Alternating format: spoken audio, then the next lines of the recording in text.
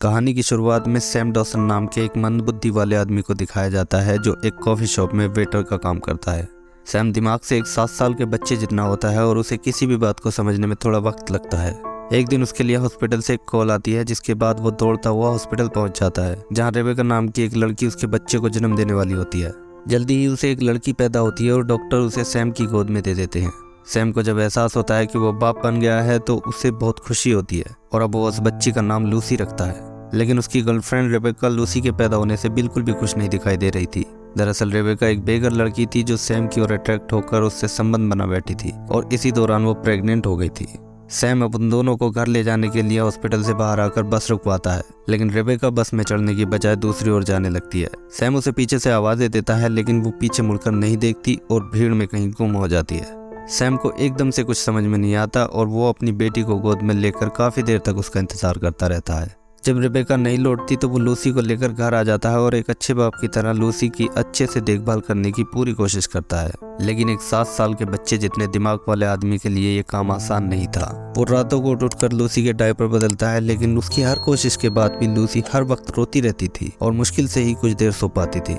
बच्ची की लगातार जोर जोर से रोने की आवाजें सुनकर उसके पड़ोस में रहने वाली एनी उसे बच्ची को लेकर अपने पास बुलाती है और समझाती है कि बच्ची को हर 2 घंटे में दूध पिलाना बहुत जरूरी है। वो उसे और भी कई सलाह देती है, जिसके बाद लूसी अब ज्यादा नहीं रोती और अब वो पहले से ज्यादा सोने भी लगती है। सैम लूसी का ध्यान रखने में इतना खो गया था कि कुछ दिनों के लिए वो अपने दोस्तों को भी भूल जाता है। आखिर एक दिन उसके चारों दोस्त ब्रैड, रॉबर्ट, जो और इफ्ती उसके घर पर ही आ जाते हैं। सैम के दोस्तों की कंडीशन भी उसी के जैसी होती है और उनका दिमाग भी छोटे बच्चों जैसा ही होता है। अब वो सब अक्सर उसके घर पर आकर लूसी को खिलाने लगते हैं, लेकिन वो भी हर वक्त लूसी की देखभाल नहीं कर सकते थे। इसलिए सैम लूसी को अपने साथ काम पर ही ले जाने लगता है, जहाँ उसका बॉस उसे काफी सपोर्ट करता था। लेकिन लूसी अब बड़ी होने लगी थी और उसे साथ लेकर काम करने में सैम को मुश्किल होने लगती है। इसलिए अब वो लूसी को एनी के पास छोड़कर काम पर जाने लगता है।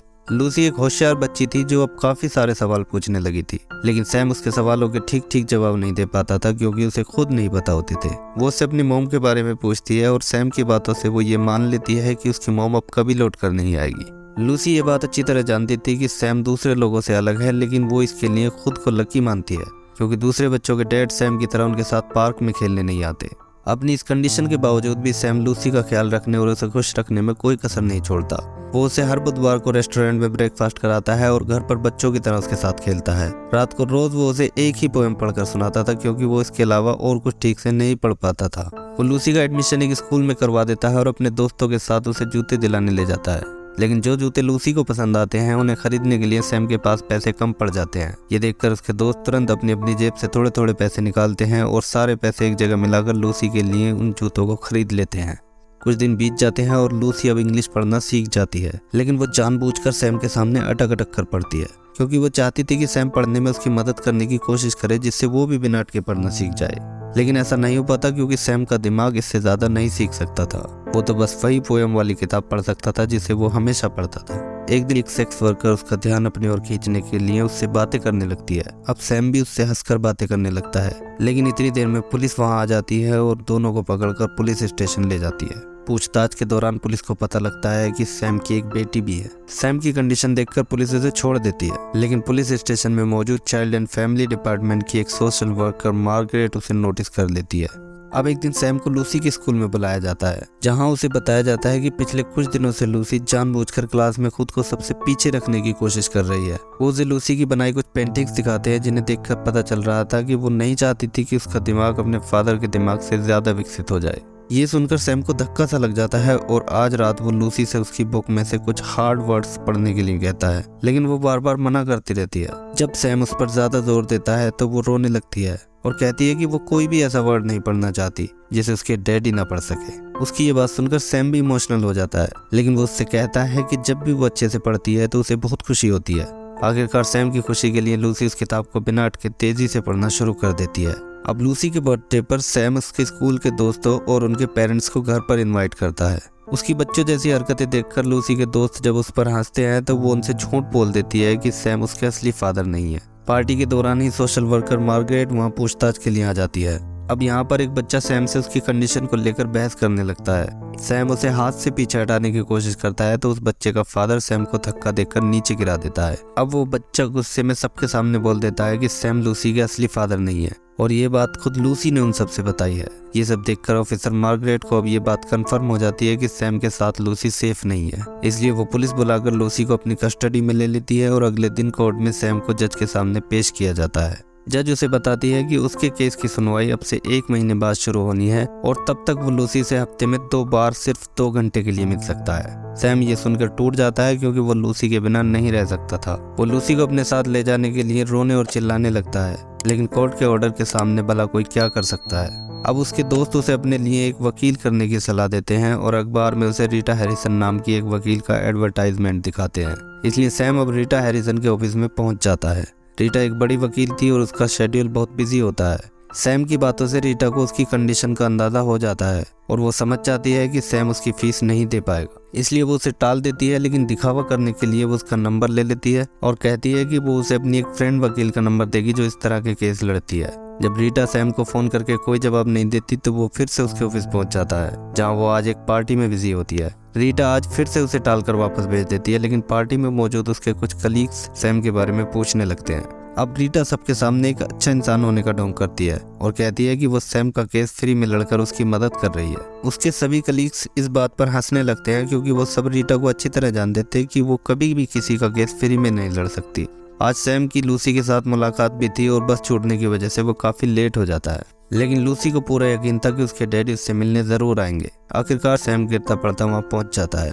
लूसी दौड़कर उसके पास पहुंच जाती है और दोनों एक जगह बैठकर काफी सारी बातें करते हैं। अब एक दिन सैम को कोर्ट का भेजा हुआ एक लेटर मिलता है जो उसके वकील के लिए लिखा गया था। सैम उस लेटर को लेकर रीटा के ऑफिस पहुंच जाता है, लेकिन आज फिर से उसे टालने के लिए रीटा ऑफिस के बाहर आ जाती है। तभी उसके कलीग सैम को पहचान लेते हैं और आपस में रीटा के बारे में बातें करने लगते हैं। आखिरकार ये सब देखकर आज रीटा सैम को ये बात बता देती है कि वो उसका केस फ्री में लड़ रही है, जिसे सुनकर सैम खुशी के मारे उसे गले लगा लेता है। रीटा उस लेटर को पढ़ती है तो उसे पता चलता है कि आज सैम की एक मनोवैज्ञानिक डॉक्टर के साथ अपॉइंटमेंट है। अब सैम को अपॉइंटमेंट के लिए लेट होता देखकर वो उसे अपनी गाड़ी में बिठाकर तेजी से गाड़ी चलाती हुई वहां ले जाती है।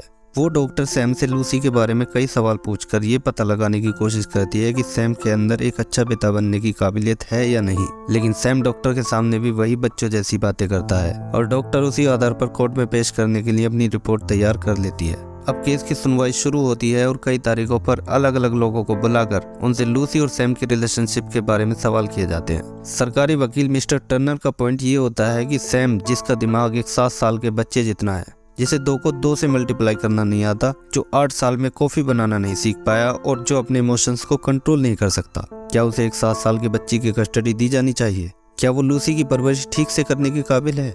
लेकिन रीटा भी एक तेज तर्रार वकील थी। वो अपने सवालों से उस मनोवैज्ञानिक डॉक्टर को गलत साबित करती है। वो एक ऐसी लेडी का एग्जाम्पल देती है जिसका IQ सैम की तरह ही कम था, लेकिन फिर भी उसकी बेटी एक डॉक्टर बनने में कामयाब रही और इसका पूरा क्रेडिट वो डॉक्टर अपनी माँ को ही देती है। इसके अलावा सैम का बॉस और एनी भी कोर्ट में उसके सपोर्ट में गवाही देते हैं, लेकिन कई सुनवाई के बाद भी कोर्ट किसी नतीजे पर नहीं पहुंच पाता। अब इतने दिन तक सुनवाई के बाद लूसी को डर लगने लगा था कि अगर वो केस हार गए तो उसे अपने फादर से अलग कर दिया जाएगा और फिर वो सैम से कभी नहीं मिल सकेगी। इसलिए एक दिन मुलाकात के दौरान वो सैम से झूठ बोलकर उसके साथ यहाँ से बहुत दूर भागने की कोशिश करती है, जहाँ उन्हें कोई भी न ढूंढ सके। लेकिन सैम अच्छी तरह से जानता था कि ये सब गलत है, इसलिए वो उसे लेकर वापस आ जाता है। लूसी किसी हाल में भी सैम से अलग नहीं होना चाहती थी, इसलिए वो कोर्ट में झूठ बोलती है कि उसने अपनी बर्थडे पार्टी में किसी से नहीं कहा था कि सैम उसके असली फादर नहीं है। अब अगली तारीख पर कोर्ट में सैम से पूछताछ होने वाली थी। इसके लिए रीटा एक रात पहले उसे अपने साथ अपने घर ले जाती है, जिससे अगले दिन होने वाली सुनवाई के लिए उसे तैयार कर सके। घर पर रीटा का बेटा विली अकेला बेटा मूवी देख रहा होता है। वो रीटा से ठीक से बात नहीं करता क्योंकि रीटा और उसके हस्बैंड में से कोई भी उसके साथ वक्त नहीं गुजारता था। वो दोनों ही अपने अपने कामों से देर रात में लौटते थे। सैम रीटा से विली के साथ बैठकर मूवी देखने के लिए कहता है, लेकिन रीटा उसे कल की सुनवाई के दौरान पूछे जाने वाले सवालों के लिए तैयार करने में लग जाती है और उसे अपने हस्बैंड का एक सूट कोर्ट में पहनकर आने के लिए दे देती है। अगले दिन कोर्ट में जाने से पहले वो अपने काम पर उसी सूट को पहनकर चला जाता है। यहाँ हड़बड़ी में वो अपने सारे कपड़े खराब कर लेता है और इसी हालत में भागकर कोर्ट चला जाता है। अब पिछली रात की प्रैक्टिस उसके बहुत काम आती है और वो सभी सवालों के जवाब सही सही देता है। लेकिन मिस्टर टर्नर अब उसके इमोशंस के साथ खेलते हैं और कहते हैं कि क्या वो लूसी को वो सारी सुविधाएं दे सकता है जो उसे मिलनी चाहिए। इस बात से सैम इमोशनल हो जाता है और कह देता है कि वो लूसी की अच्छे से परवरिश नहीं कर सकता। इस तरह से लूसी की कस्टडी छीन ली जाती है, लेकिन उसे एक मौका दिया जाता है कि अगर वो अपनी इनकम बढ़ा लेता है तो उसे लूसी की कस्टडी वापस मिल सकती है। तब तक लूसी को एक फोस्टर फैमिली को सौंप दिया जाता है। इस फोस्टर फैमिली में रैंडी नाम की एक लेडी अपने हस्बैंड के साथ रहती थी। रैंडी लूसी से बहुत प्यार करने लगती है। वो उससे घुलने मिलने की पूरी कोशिश करती रहती है और कहीं ना कहीं वो लूसी का भरोसा जीतने में कामयाब हो जाती है। लेकिन लूसी हमेशा सैम का ही इंतजार करती रहती थी, क्योंकि सैम यहाँ भी लूसी से हफ्ते में 2 बार मिल सकता था। मगर अब वो हार मान जाता है और उससे मिलने जाना बंद कर देता है। साथ ही अब वो काम पर जाना भी बंद कर देता है और हर वक्त अपने कमरे में बंद रहने लगता है। जब वो कई बार लूसी के साथ मुलाकात पर नहीं जाता तो रीटा उसके अपार्टमेंट में आकर उसे समझाती है और उसे हार न मानने के लिए कहती है। लेकिन सैम उससे यह कहकर मना कर देता है कि वो उसकी तरह परफेक्ट नहीं है और रीटा जैसी परफेक्ट जिंदगी वाले लोग उसकी फीलिंग्स को नहीं समझ सकते। इस बात पर रीटा बहुत गुस्से में आ जाती है और कहती है कि उसकी जिंदगी परफेक्ट नहीं है। वो उससे बताती है कि उसके हस्बैंड का किसी और के साथ अफेयर है, उसके कलीग्स उसे पसंद नहीं करते और उसका अपना बेटा उससे बात नहीं करना चाहता। बताते बताते वो रोने लगती है, जिससे सैम से चुप कराने के लिए गले लगा लेता है। इसके बाद रीटा की बात मानकर सैम अपनी पुरानी जॉब के साथ साथ एक और पार्ट टाइम जॉब करने लगता है, जिससे वो अपनी इनकम बढ़ा सके और कोर्ट के मुताबिक एक ऐसा अपार्टमेंट किराए पर ले सके जिसमें लूसी के लिए एक अलग कमरा हो। अब वो लूसी से फिर से मिलने जाता है। उसे देखकर लूसी बहुत तेज गुस्से में उसके ऊपर चिल्लाती है कि वो इतने दिन तक उससे मिलने क्यों नहीं आया। लेकिन फिर वो शांत होकर सैम की बात सुनने लगती है। अब रीटा कोर्ट में एक फाइल पेश करती है जिनमें सैम की जिंदगी में आए बदलावों की एक लिस्ट थी जो उसने लूसी को वापस हासिल करने के लिए की थे। लेकिन मार्गरेट बताती है कि लूसी के फोस्टर पेरेंट्स ने उसे गोद लेने की अर्जी लगा दी है, जिसे चाइल्ड एंड फैमिली डिपार्टमेंट पूरी तरह सपोर्ट करता है। इस बात से रीटा भी हार मान जाती है, लेकिन सैम लूसी से दूर नहीं रह सकता था, इसलिए वो लूसी के फोस्टर पेरेंट्स के नजदीक ही एक अपार्टमेंट किराए पर ले लेता है, जिससे वो रोज लूसी को देख सके और लूसी उसे। इस बात से रैंडी परेशान हो जाती है, लेकिन लूसी की खुशी का ठिकाना नहीं था। एक रात को लूसी चुपके से घर से निकलकर सैम के अपार्टमेंट में पहुंच जाती है। सैम थोड़ी ही देर में उसे वापस उसके फोस्टर पेरेंट्स के घर ले जाकर छोड़ देता है, लेकिन लूसी अब रोज ऐसा करने लगी थी और रोज सैम उसे वापस छोड़ने जाता था। इससे रैंडी और उसके हस्बैंड बहुत परेशान हो जाते हैं। एक रात को जब लूसी चुपके से घर से बाहर निकल रही होती है तो रैंडी वही दरवाजे के पास बैठी होती है। वो प्यार से लूसी को समझाती है कि वो आराम से अपने डैडी से मिलने जा सकती है, लेकिन जाने से पहले उसे उन्हें बताना चाहिए। रैंडी एक बहुत अच्छी लेडी थी और लूसी से बहुत प्यार करती थी, लेकिन जब से सैम ने यहाँ अपार्टमेंट लिया था तब से लूसी उससे दूर होती जा रही थी। अब रीटा अपने बेटे विली के साथ सैम के नए अपार्टमेंट में आती है और उसे अगले दिन होने वाली सुनवाई के लिए तैयार करने की कोशिश करती है, जिसमें लूसी के फोस्टर पेरेंट्स की उसे गोद लेने के लिए लगाई गई अर्जी पर बहस होनी थी। रीटा चाहती थी कि लूसी को जॉइंट कस्टडी में रखा जाए, जिससे सैम भी उससे मिल सके। वो उसे अपने हस्बैंड का एक और सूट कोर्ट में पहनकर आने के लिए दे देती है। रीटा इस बात से खुश थी कि उसने ये केस अपने हाथ में लिया, क्योंकि सैम और लूसी का प्यार देखकर उसने भी अपने बेटे विली के साथ ज्यादा वक्त बिताना शुरू कर दिया था और अब उसके और विली के बीच की दूरी खत्म हो गई थी। उस रात जब सैम सो जाता है तो बाहर से कोई दरवाजा खटखटाता है। सैम दरवाजा खोलता है तो हैरान रह जाता है, क्योंकि दरवाजे पर रैंडी सोती हुई लूसी को गोद में लेकर खड़ी थी। सैम अभी कुछ भी नहीं समझ पाया था कि तभी वो लूसी को उसकी गोद में दे देती है और रोते हुए कहने लगती है कि वो लूसी को उतना प्यार कभी नहीं दे पाएगी जितना सैम से उसे मिलता है। साथ ही वो सैम से कहती है कि कल कोर्ट में वो उसकी साइड में गवाही देगी। ये कहकर वो वापस जाने लगती है। तब सैम उसे रोककर कहता है कि वो हमेशा चाहता था कि लूसी को उसकी माँ का प्यार मिले और वो ये जानता है कि रैंडी लूसी को एक माँ की तरह ही प्यार करती है, इसलिए वो उससे ऐसे ही लूसी को उसकी माँ की तरह प्यार करते रहने की रिक्वेस्ट करता है। सैम की इस बात से रैंडी खुश हो जाती है और वो बिना देर किए हाँ में सर हिलाकर सैम का शुक्रिया करती है। आखिरकार सैम को लूसी की फुल कस्टडी मिल जाती है और अब वो सैम के साथ ही रहती है। मूवी के आखिर में लूसी को एक फुटबॉल मैच खेलते हुए दिखाया जाता है, जिसे देखने के लिए उसे प्यार करने वाले सभी लोग आते हैं, जैसे रैंडी और उसके हस्बैंड, रीटा और सैम के सभी दोस्त। इसी के साथ ये मूवी एंड हो जाती है।